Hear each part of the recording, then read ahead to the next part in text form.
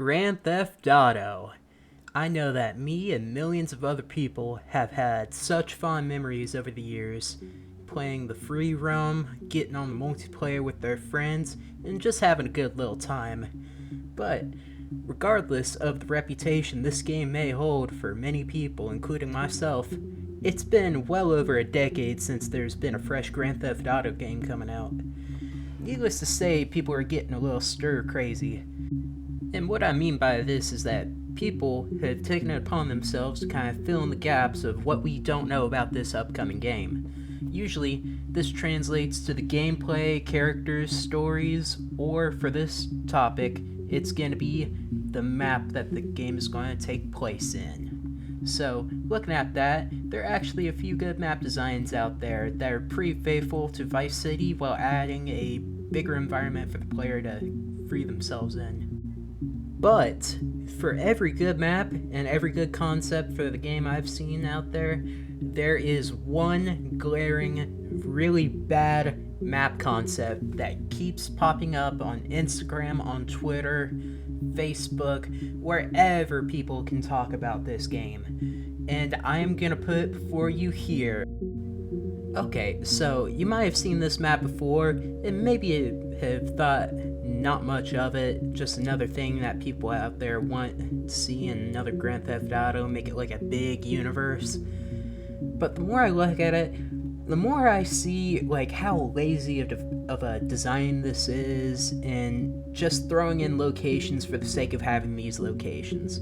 Like the biggest glaring example I see is North Yankton Island. Now, nobody wants to go to North Yankton, one, and two, why is it in the south of the map?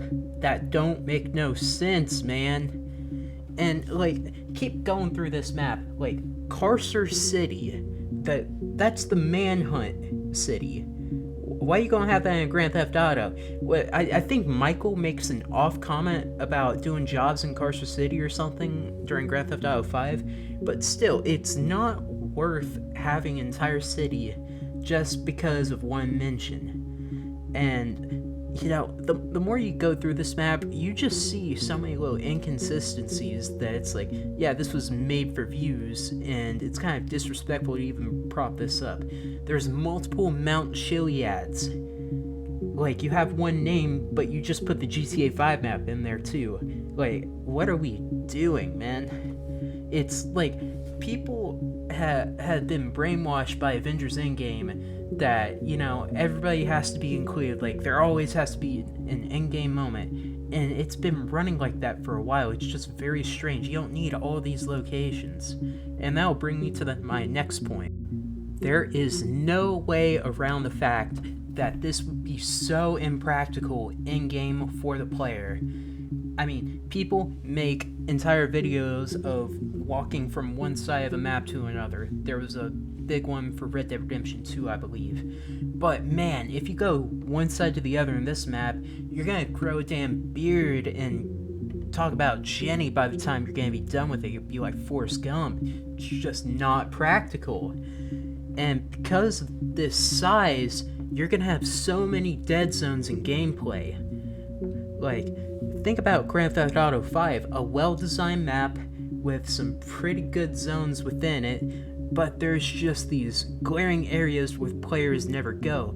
You know, some of these people that are like, yes, we need this big map, never go to Paleto Bay. You know why? Because there's nothing to do in Paleto Bay. I hate dissing on it. I think I have a facility there, but man, there's just jack shit to do. And that's because, like, it's hard to fill an entire map with actual good gaming. It's just not practical. And that leads me to my final point, that Grand Theft Auto is simply not the type of game that demands this type of map. So, when you think about a large map, you think of a massively online multiplayer. Like, you think of your Wizard 101, your World of Warcraft. You think about some of those things, because there are ways you can populate the map and actually bring desire to different regions. You can make a dungeon crawl around every corner. You can make shops. With Grand Theft Auto, It's much more of a story game. There's not as much emphasis on exploration, although there is some. That's why we've kind of settled on this proper size that GTA 5 and RDR have settled on. And that's another thing that brings merit, that Red Dead Redemption 2, I don't know the exact size of that map, but it feels miles and miles bigger than Grand Theft Auto 5 simply because of the scale.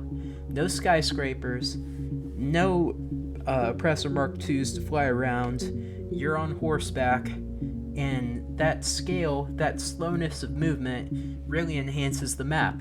You have to be deliberate about your actions, you have to plan out your journeys, and I think, personally, that's the best mark of a good map. Reason to go different places, and at the very least, some evidence of love put into each and every corner of that map to make sure that the consumer has good product, that they can feel satisfied traveling through once they are finally on the couch playing the game. That's about all I have to say about this. I know it's kind of a non-issue and this is mostly some clickbait type stuff, but it's just good to ramble about. Also, what would you like to see in this GTA 6 map? Leave some comments down below if you really have some strong opinions like I do. Thank you for watching. I'm Kdawg. Stay cool.